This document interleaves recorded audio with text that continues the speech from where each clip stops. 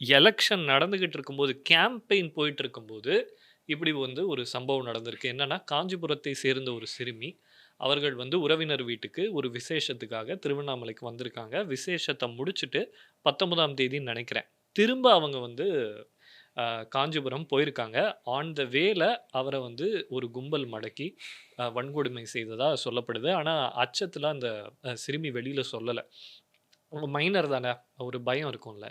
ஆனா, உடம்பு வந்து பாதிக்கப்பட்டதுனால ஹாஸ்பிட்டல் போம்போது தான் இந்த விஷயமே தெரிய வந்திருக்கு. அப்போ ஆ நாளுக்கு வார்த்தைக்கு வார்த்தை, நாளுக்கு நாள் தமிழகத்தில சட்ட ஒழுங்கு சீரா இருக்குன்னு 2021ல இருந்து இப்ப வரைக்கும் சொல்லிட்டு இருக்காங்க. அவங்க சொல்ற ஒவ்வொரு சமயத்திலயும் சம்பவம் நடந்துகிட்டே தான் இருக்கு. அப்ப இதுக்கு எப்ப எண்ட் கார்ட் அப்படின்ற ஒரு கேள்விய வந்து இந்த சம்பவம் நீங்க எழுப்பியிருக்கு. இன்னொரு விஷயம் யோசிக்கணும். என்னைக்கு நடந்தது? ஆ இது இது 19 அப்படின்னு சொல்றாங்க. 19, 20 அந்த அதாவது டைம். ஞாயித்துக்கிழமை. ஞாயிற்றுக்கிழமை நடந்தது. ஸோ இன்னைக்கு 21. 1 அப்போ 19லிருந்து 21ன்னா 2 நாள் ஆயிரும். 2 நாள் 20, முடிஞ்சு. 21. 19 இது நம்ம பாதி பாதி எடுத்துக்கணும் கூட. ஏதாவது ஒரு ஊடகத்துல இந்த செய்திய பார்த்தீங்களா? ஏன் அங்க ரிப்போர்ட்டர் இல்லையா? ம். ஒரு தும்முனாலோ, ஒரு சின்ன காத்தடிச்சாலும் நியூஸ் வருது. இன்னைக்கு அவ்ளோ ரிப்போர்ட்டர்ஸ், அவ்ளோ ஸ்ட்ரிங்கர்ஸ் எல்லா இடத்துலயுமே இருக்காங்க. அவ்ளோ சோசியல் மீடியா வாரியர்ஸ் இருக்காங்க. ஏன் இந்த நியூஸ் வரல? அப்ப யாரு பணம் குடுத்து இந்த செய்தி வெளிய வரக்கூடாதுன்னு அழுத்தம் குடுத்தது? ஏன்னா இதுல இன்னொரு அக்யூசேஷன் சேர்த்து வைக்கிறாங்களே. அ, ஏன்னா இது நடைபெற்ற இடம் பிரம்மதேசம்ங்கிற அந்த ஏரியா.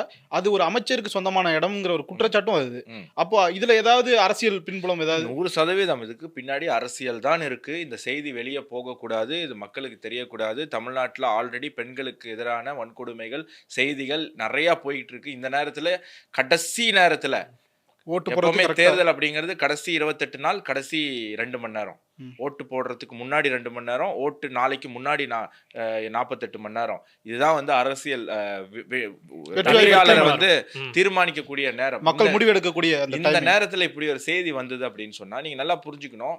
நாளைக்கு இன்னைக்கு சாயங்காலத்துல இருந்து நாளைக்கு வரைக்கும். அரசியல் செய்திகள் எதுவுமே எந்த ஊடகமும் போடக்கூடாது.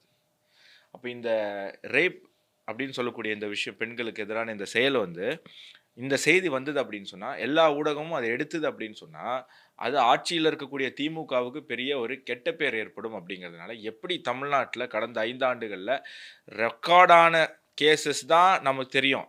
ரெக்கார்ட் ஆகாம போன ஆயிரக்கணக்கான கேஸஸ் இருக்கு. பெண்கள் கொலை ம். செய்யப்பட்டது, பெண்கள் இது அவங்க வந்து மானபங்கம் செய்யப்பட்டது, இல்ல வன்பு பாலியல் வன்பு பண்ணப்பட்டது. எல்லாமே ஆயிரக்கணக்கான கேஸுகள் ரெஜிஸ்டர் ஆகாம நம்மலாம் ஜர்னலிஸ்ட்டா இருக்கோம். நம்ம கண்ணு வழியாக, காது வழியாக அது போயிருக்கு. அந்த குடும்பம் வந்து கேஸ் கொடுக்க பயந்து கேஸ் கொடுக்காம போன சம்பவங்கள்லாம் நடந்திருக்கு.